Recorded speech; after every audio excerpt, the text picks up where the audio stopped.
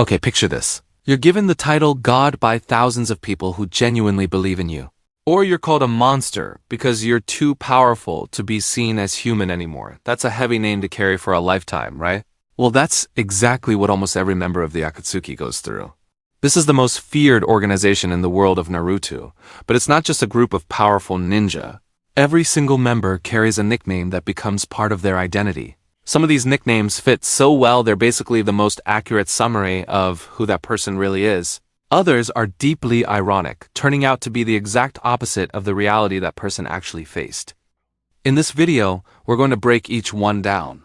Where the nickname came from, why they earned it, and the most interesting part, whether it truly captures who they are, or whether it's just a mask hiding a far more complicated truth underneath. I guarantee there are a few things here that'll change how you see these characters. Let's start with the most terrifying and most worshipped figure of all, the leader of the Akatsuki himself, Pain God. Nagato, better known as Pain, in Amagakure he was revered and worshipped. The people there genuinely believed he was a god who had descended to Earth. Why did it get that extreme? Picture Amagakure before Pain took power. The village was devastated by endless war. People were starving to death, and there was no force capable of ending the suffering. Then suddenly, this figure appears who can control 6 bodies at once through the power of the Rinnegan, who can take a life with just a glance, who can even bring the dead back to life. For people who'd spent their whole lives praying for a miracle, that kind of power must have felt genuinely divine. But here's what makes the nickname God so interesting to dig into. If you look closely, Pain himself was never really comfortable being called God in the sense of a savior. He saw himself more as a bringer of punishment than a bringer of blessings. His philosophy is clear in his belief that pain is the only way for humanity to truly understand what peace means. Ironic, isn't it? He was worshipped as a saving deity, while his actual mission was to spread suffering so the world would learn. So from the standpoint of raw power, the nickname God fits perfectly. But from the standpoint of philosophy and intent, this nickname holds a deep irony. Because the god they worshipped was actually someone who believed violence was the path to peace. Itachi Uchiha, genius of the Uchiha clan. Now let's move to a character whose nickname is, in my opinion, the easiest to explain but the hardest to fully understand. From a young age, Itachi was already branded a prodigy. He graduated the academy at age 7, became a chunin at 10, and awakened the Mingekyu Sharingan before he even hit his teenage years. That's not an ordinary achievement, not even by the standards of the Uchiha clan, a clan famous for producing geniuses. So it's no surprise he was dubbed the genius of a clan already full of geniuses. But what makes this nickname cut deeper is how he used that genius, not to show off strength, but to sacrifice everything. Think about it. He slaughtered his entire clan, including his own parents, to prevent a bloody coup that could have sparked an even larger civil war. That's a decision that required careful, calculated thinking, not just combat skill, but the ability to see long-term consequences that ordinary people simply can't perceive. And what's most impressive, he laid out a long-term plan for Sasuke, including exactly how to make his younger brother strong enough to save the village in the future, a plan that kept unfolding exactly as calculated even after his own death. Itachi wasn't just a genius in battle, he was a genius at shaping other people's futures without them even realizing it. So the nickname Genius of the Uchiha clan fits him perfectly. No gaps, no irony, every single one of Itachi's actions from start to finish proves he truly deserved to be called a genius. Kisame, Tailless Tailed Beast. Moving on to Itachi's partner, Kisame Hoshigaki, nicknamed the Tailless Tailed Beast. That nickname sounds strange, right? But it's actually the most technical and specific nickname among all the Akatsuki members.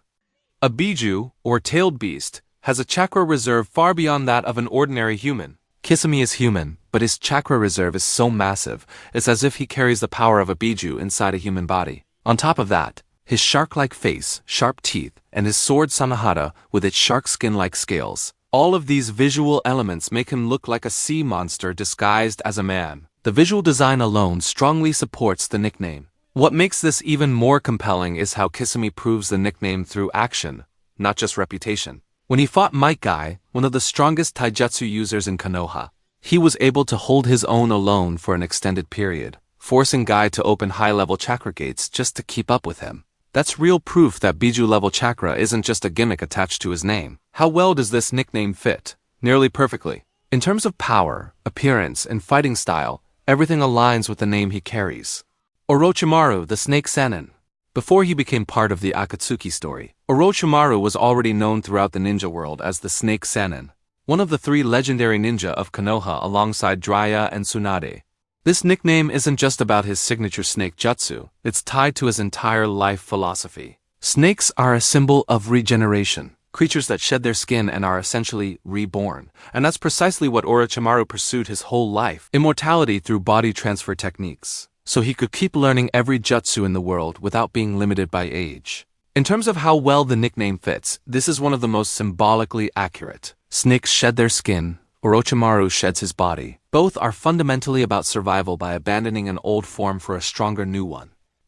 Sasori of the Red Sand. Now we move to one of the most tragic backstories in the Akatsuki, Sasori.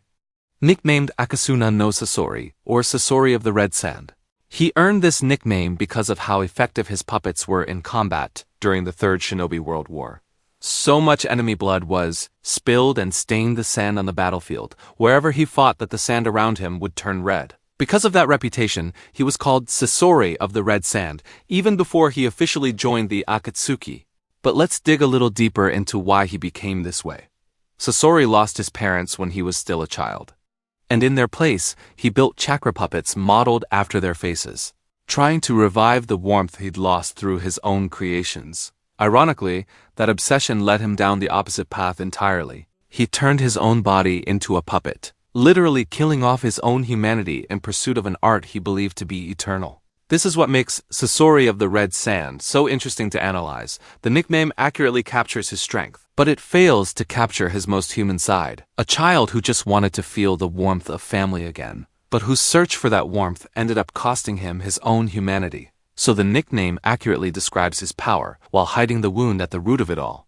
Deidara, the explosive artist.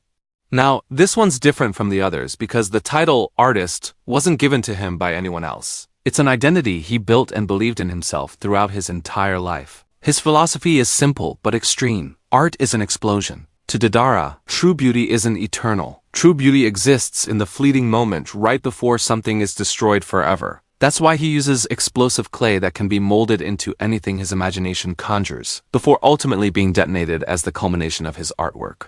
This creates a sharp contrast with his own partner, Sasori. Sasori believed art had to be eternal, unchanging, indestructible, which is why he was obsessed with building puppets that would last forever. Deidara believed the opposite, that true beauty lives in impermanence. This clash in philosophy even becomes one of the most compelling tensions between the two of them throughout the story. Deidara stayed true to his beliefs right up to his last breath. He chose to detonate himself, turning his own death into his ultimate work of art. This wasn't just about losing a fight. It was about dying exactly in accordance with what he believed his entire life. This is the nickname that fuses most completely with the character because it doesn't just describe his combat ability. It describes Deidara's soul and convictions down to the roots. Hidan, the Immortal. Hidan is nicknamed the Immortal because of an ability that frustrates opponent he faces. He simply cannot die through normal means. This comes from his devotion to the god Jashin and a specific ritual he performs. Once he links himself to a victim's blood through the ritual symbol, any wound he receives won't kill him. Even if his body is cut into pieces, he can still live and speak. This makes him one of the most impossible opponents to defeat through ordinary combat. But guess how Hidan's story actually ends? This might be the most painful irony among all the Akatsuki members. He wasn't defeated in an ordinary fight. He was buried alive by Shikamaru, bound, unable to move and eat forever. Imagine that, someone who can't die, punished in a way that exploits the very fact that he can't die. The immortality that should have been his greatest strength instead became the most horrifying curse imaginable. This is what makes the Immortal so fascinating to analyze. Literally speaking, the nickname is 100% accurate. He genuinely cannot die. But precisely because it's so accurate, his fate feels so much more tragic. His greatest strength, the thing he was most proud of, became the cruelest punishment he could possibly endure. Kakuzu the Bounty Hunter. While other members carry ideologies or philosophies, Kakuzu is far simpler. He only cares about money. His nickname as a bounty hunter comes from how he sustains himself, collecting 5 hearts from powerful ninja he's killed so he can live longer and grow stronger. Each heart carries a different chakra element, meaning he's effectively stockpiling power from his own victims. What's notable is that Kakuzu's motivation for joining the Akatsuki was purely financial. Not a dream of world peace like Pain. Not a devotion to art like Deidara and Sasori. To him, the organization was simply a way to earn big money. Even the way he assesses opponents is often measured by how large a bounty they're worth. And the detail that makes his character remarkably consistent in his final moments. Kakuzu's biggest concern wasn't death itself, it was how many hearts he had left in his body. Even on the brink of death, he was still calculating profit and loss. As for how well the nickname fits, this is one of the most consistent from start to finish. No contradictions, no hidden irony. Kakuzu truly lived and died for money. Konan, the Angel. Konan, the only female member of the Akatsuki's core lineup, is nicknamed the Angel because of her unique ability to turn her body into thousands of sheets of paper and fly using origami-based techniques. Visually, the nickname makes perfect sense. Picture thousands of white sheets of paper swirling together to form massive wings. It genuinely looks like an angel descending from the sky. Her combat abilities are elegant too. She can form sharp weapons from paper, create paper bombs, and even generate clones of herself. Here's what's interesting. If you compare it to the usual image of an angel, which is typically associated with purity, Konan is actually the opposite. Out of the original trio, Yahiko, Nagato, and Konan, she was the most grounded and the quickest to realize that their path of violence had drifted far from their original dream of peace. She was also the most loyal, but her loyalty was never blind. She still held on to her own principles, which eventually put her at odds with Obito later on. So her nickname carries two interesting sides. Visually and in terms of combat ability, it fits perfectly. But personality-wise, she's far more complex and pragmatic than the innocent image of an angel we usually picture.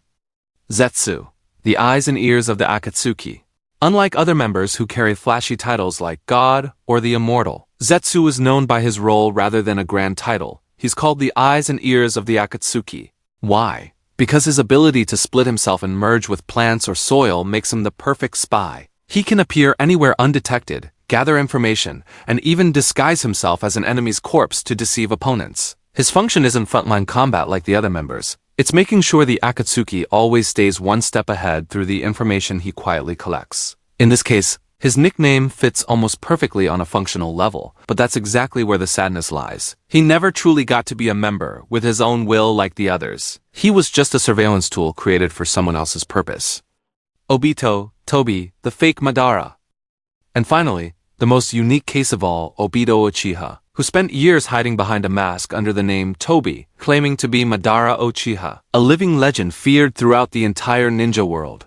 Unlike every other nickname on this list, Madara isn't a title he earned through his own strength or personality. It's a mask he deliberately wore, borrowing the terrifying reputation of a legendary name that was never truly his, so he could control the Akatsuki and the entire ninja world from the shadows without suspicion. But here's what makes this the most tragic and most fascinating case to analyze. That mask slowly began to genuinely reshape who Obito really was. He used to be a cheerful ninja who believed in friendship and teamwork, someone who was even willing to sacrifice his life to save Kakashi. But after years of posing as someone as cold and ruthless as Madara, that mask gradually eroded his true personality, until eventually he actually became a threat as massive as the name he'd borrowed. So here's an interesting question worth reflecting on. Can a mask worn for too long turn into your true face? For Obito, the answer is almost yes, until, in his final moments, he finally comes to his senses and turns back to help Naruto and Sasuke. This is the most unique case of fit among all the members, because it started as a strategic lie but eventually became a reality he could barely control anymore.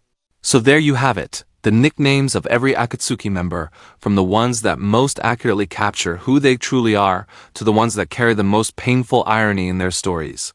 If you notice, there's an interesting pattern here. Characters whose nicknames fit best also tend to have the most consistent character arcs, like Itachi and Deidara. Meanwhile, characters with the most ironic nicknames, like Pain and Hidan, tend to have the most tragic and complex stories. So, what do you think? Whose nickname do you think fits their character best? And whose nickname do you think is the most ironic or misleading? Drop your thoughts in the comments below. If you enjoy deep dive analysis like this, don't forget to like this video and subscribe so you don't miss out on future anime character breakdowns. See you in the next video.